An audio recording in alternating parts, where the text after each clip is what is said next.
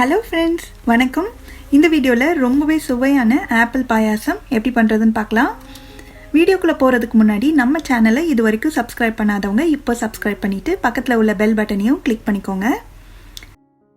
இந்த பாயாசம் பண்ணுறதுக்கு நான் ஒரு மீடியம் சைஸ் ஆப்பிள் எடுத்திருக்கேன். இது நல்லா கழுவிட்டு இந்த மாதிரி பெருசாக துருவுற இடத்துல துருவி வச்சுக்கலாம்.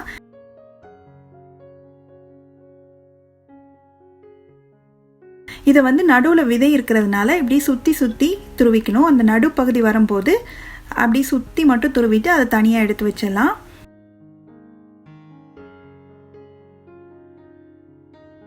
இப்போ ஆப்பிள் துருவல் ரெடியாக இருக்குது.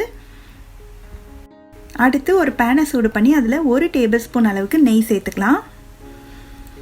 ஃபர்ஸ்ட் இதில் ஒரு 2 டேபிள் ஸ்பூன் அளவுக்கு பொடியாக நறுக்குன முந்திரி, பாதாம் இது ரெண்டையும் சேர்த்து அந்த நெய்யில் லேசாக வறுத்து எடுத்துக்கலாம்.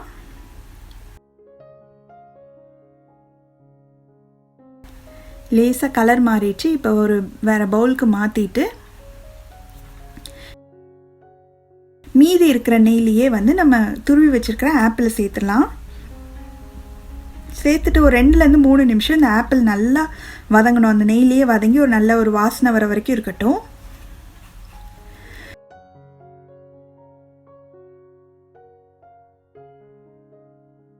இப்போ பார்த்தீங்கன்னா ஆப்பிளும் நல்லா வதங்கிடுச்சு. இதை ஒரு பிளேட்டுக்கு மாற்றிட்டு இது நல்லா ஸ்ப்ரெட் பண்ணி விட்டுட்டு இது அப்படியே நல்லா ஆறணும், சில்லுன்னு மாறணும். அது வரைக்கும் அதை அப்படியே விட்டுடலாம்.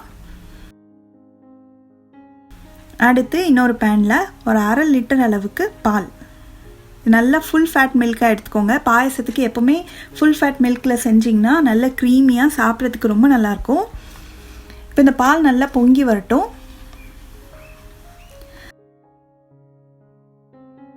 பால் நல்லா கொதித்து பொங்கி வர ஆரம்பிச்சிருச்சு. இதில் நான் கொஞ்சமாக மட்டும் குங்குமப்பூ சேர்க்குறேன். இது ஆப்ஷனல் தான், இருந்தால் சேர்த்துக்கோங்க, இல்லாட்டி குங்குமப்பூ இல்லாமையும் பண்ணலாம். இது கூடவே 1/3 கப் அளவுக்கு சுகர், கிட்டத்தட்ட ஒரு 4 டேபிள் ஸ்பூன் அளவு இருக்கும். இந்த சுகர் ஆப்பிளோட ஸ்வீட்னஸ்க்கு தகுந்த மாதிரி நீங்கள் அட்ஜஸ்ட் பண்ணிக்கலாம். ஆப்பிள் நல்லா இனிப்பாக இருந்ததுன்னா சுகரோட அளவை இன்னுமே குறைச்சி நீங்கள் சேர்த்திங்கனாலே கரெக்டாக இருக்கும். இது நல்லா கலந்து விட்டு இந்த சுகர்லாம் நல்லா கரையிற வரைக்கும் இருக்கட்டும். சர்க்கரையெல்லாம் நல்லா கரைஞ்சிருச்சு. இப்போ கடைசியில் நான் ஒரு 1/4 டீஸ்பூன் அளவுக்கு ஏலக்காய் தூள் சேர்த்துருக்கேன்.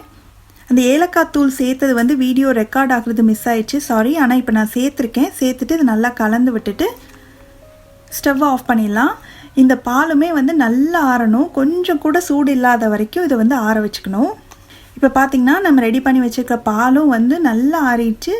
நம்ம வதக்கி வச்சுருந்த ஆப்பிளும் நல்லா ஆறிடுச்சு. இந்த மாதிரி ரெண்டுமே நல்லா ஆறினதுக்கு அப்புறம் தான் நம்ம இதை கலக்கணும். சூடாக இருக்கும் போதே கலந்துட்டிங்கன்னா அந்த ஆப்பிளில் கொஞ்சம் அந்த புளிப்பு தன்மை இருக்கிறதுனால பால் திரிஞ்சு போகிறதுக்கு வாய்ப்பு இருக்குது. அதனால் நல்லா ஆற வச்சதுக்கப்புறமா நம்ம துருவி வச்சுருந்த ஆப்பிள் அப்புறம் நம்ம நெய்யில் வறுத்து வச்சுருந்த நட்ஸையும் சேர்த்து நல்லா கலந்து விட்டலாம்.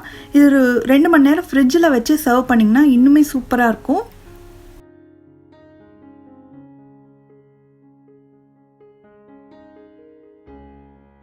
அவ்வளோதான், ரொம்ப ரொம்ப சுவையான ரொம்ப சிம்பிளான ஆப்பிள் பாயசம் ரெடி ஆயிடுச்சு.